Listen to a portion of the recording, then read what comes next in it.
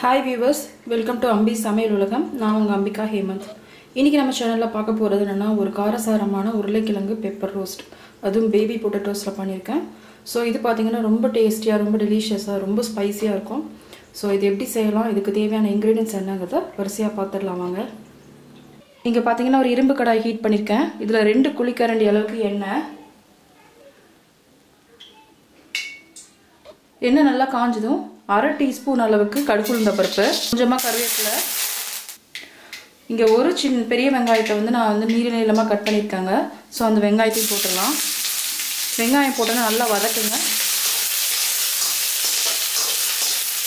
வெங்காயம் இந்த அளவு வதங்கிட்டு இருக்கும்போதே தேவையான அளவுக்கு உப்பு, 1/2 டீஸ்பூன் அளவுக்கு மஞ்சள் தூள், இது ரெண்டையும் போட்டு முதல்ல நல்லா வதக்கிக்கோங்க.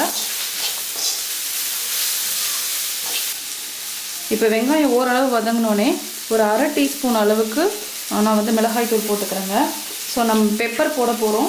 நம்ம அது பெப்பர் உருளை ஃப்ரைன்றனால பெப்பர் தான் டாமினேட்டாக இருக்கணும். ஸோ அதனால் மிளகாய் தூள் அளவு நான் கம்மி பண்ணிக்கிறேன். இப்போ பார்த்தீங்கன்னா மிளகாய் தூளும் போட்ட பிறகு ஒரு 2 நிமிஷம் நல்லா வதக்கியாச்சுங்க. ஸோ இந்த ஸ்டேஜில் பாயில் பண்ண பேபி பொட்டேட்டோஸ், ஸோ கொஞ்சம் பெருசாக இருக்கிறத நான் 2 நறுக்கிட்டேன். ஸோ இது உப்பு போட்டு வேக வச்சுருக்கேன். ஸோ அந்த பேபி பொட்டேட்டோஸும் போட்டுடலாம். ஸோ உருளைக்கிழங்கு போட்ட பிறகு எல்லாத்தையும் நல்லா கலந்து விட்டுருங்க.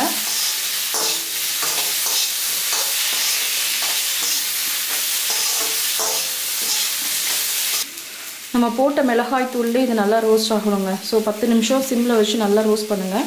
இடையில ஒரு 2-3 தடவை நல்லா கலந்து விட்டுக்கோங்க. மீதி எல்லா மசாலாவும் நம்ம ஃபைனலாக தான் போட போகிறோம். அதாவது மிளகுத்தூள், ஜீரகத்தூள், சோம்புத்தூள், கொஞ்சம் கார்லிக் பவுடர் போட போகிறேன். அது எல்லாமே நம்ம ஃபைனலாக தான் யூஸ் பண்ண போகிறோம். ஸோ இப்போ பார்த்தீங்கன்னா ஒரு 10 மினிட்ஸ் நல்லா ரோஸ்ட் ஆகிடுச்சுங்க.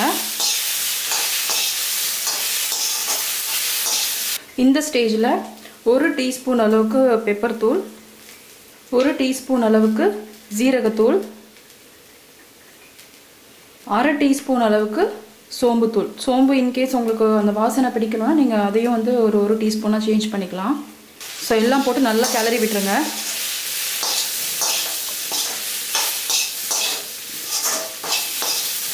எல்லாம் சேர்த்து நல்லா கலந்து விட்ட பிறகு நான் எல்லா உருளைக்கிழங்கும் கொஞ்சம் ஸ்பேஸ் இருக்கிற மாதிரி, அதாவது ரோஸ்ட் ஆகிறதுக்கு கொஞ்சம் ஸ்பேஸ் இருக்கிற மாதிரி இது எல்லாத்தையும் நான் செட் பண்ணியிருக்கேங்க.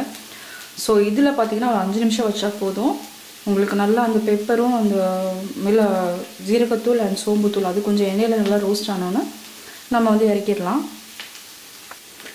நம்ம உருளைக்கிழங்கு பெப்பர் ரோஸ்ட் இப்போ ரெடி ஆகிடுச்சுங்க. அதுவும் பேபி பொட்டேட்டோஸில் பண்ணியிருக்கோம். குழந்தைங்களுக்கு ரொம்ப விருப்பமாக இருக்கும். உங்களுக்கு குக் பண்ண உருளைக்கிழங்கு பார்த்தீங்கன்னா இந்த மாதிரி தான் ஒரு டெக்ஸ்சரில் இருக்கும்.